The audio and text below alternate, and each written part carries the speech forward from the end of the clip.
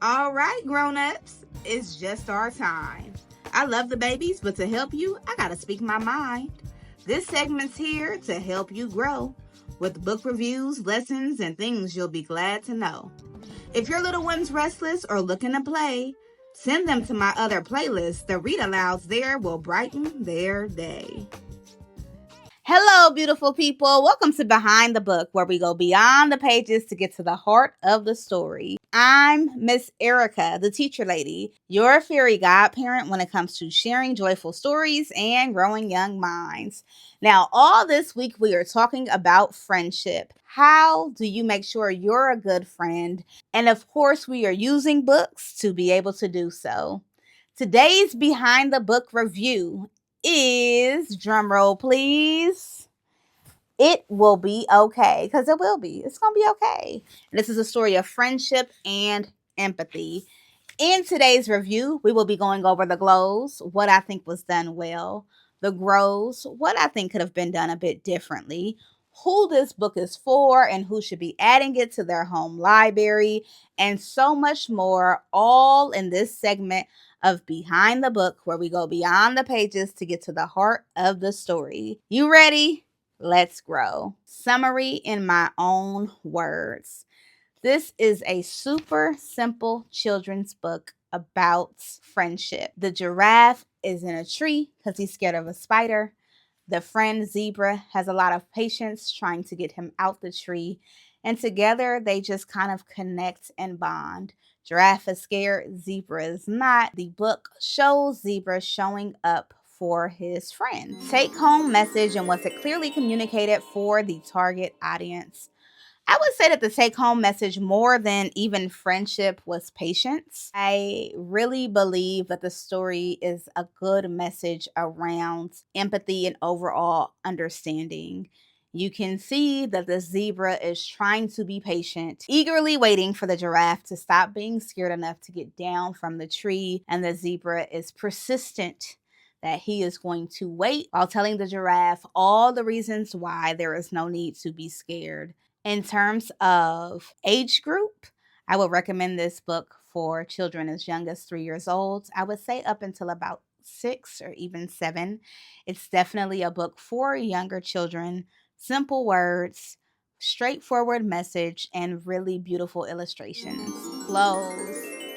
I really like the dialogue. I like books where it feels like this ongoing conversation is taking place, because for children, a lot of times it helps them to learn and understand whatever it is that you're trying to teach. Throughout the book, there is this ongoing conversation between Giraffe and his friend the zebra, and the back and forth kind of helps to paint a clear picture of friendship. Another glow is that in the back of the book, when the story ends, there are these really practical paragraphs that can easily be read with or for children.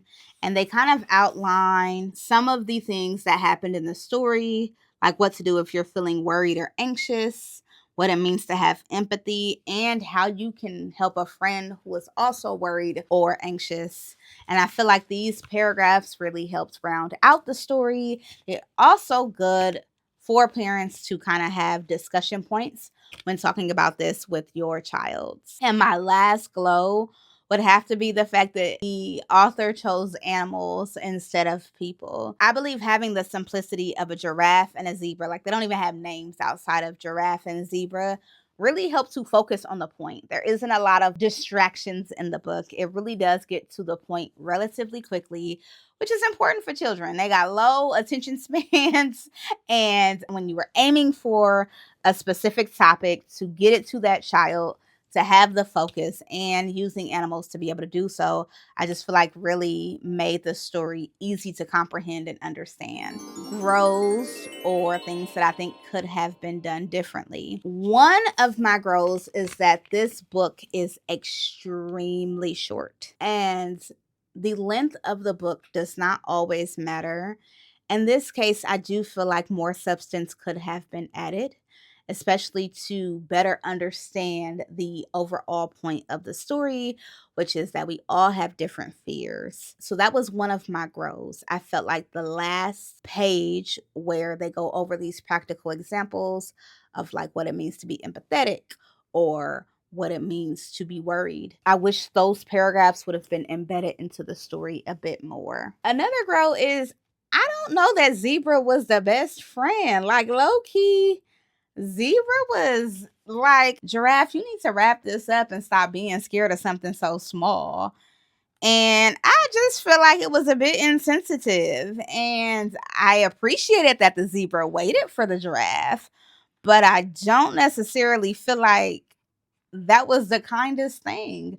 Because at the end of the day, no matter how big the giraffe was and how little the spider was, the fear is very real to the giraffe. So Zebra's side is just a tiny spider, or his justification of like, you're faster than the spider. You'd leave him in the dust before he took a single stride. When we are teaching children how to be friends, in my opinion, encouraging them to use even logic, right, in situations of anxiousness may not be the best approach. For me, those would be the two grows. One, I would have liked some of the back paragraphs to be in the actual story for more substance.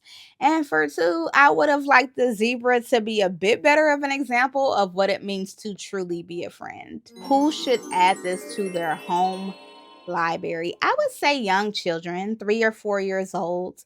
I think it's a really good a starter book about friendship, a starter book about empathy. If you have young children, those young children inevitably are in the process of social emotional learning. They're in the process of learning what it means to be empathetic and kind and what it means to be a friend. And so you got a 3-year-old, a 4-year-old, or even a 5-year-old. I would snag this book, add it to my library, and go ahead and utilize it to have a discussion with your child on a topic. Which brings me to how to use this book as a resource to have a more robust discussion or conversation with your child. As you are reading or going through the story, you can definitely talk to your child about what it means to be a friend. What were some of the ways that Zebra was a good friend? And even what were some of the ways that maybe Zebra was not the best of friends? Having these specific conversations around friendship and using this book as an example will help your child to start to learn and understand the meaning of friendship. I believe that children learn best through examples. And so being able to see the zebra show up, being able to see the giraffe rely on the zebra will easily help you to hold a conversation about friendship with your little. And there you have it. This one was short, sweet, and to the point. As always, you can find a link to this book in the description below. If you are new here, my name is Erica, and I am the author and illustrator of 9 books, which has encouraged the Empathy Library. The Empathy Library is a super straightforward, pay it forward book program. You buy books and they get given to the children that need them most. And you do this by way of donation on the website where you will find receipts and all sorts of information, okay? So take a moment and check that out. Be sure to check out our other read alouds this week, as well as our Teacher Lady Speaks episode on Friday, which is going to be a crash course, a professional development in how to teach your child to be a better friend. All right. Until next time, remember to enjoy the moment or go be a joy in the moment. Bye.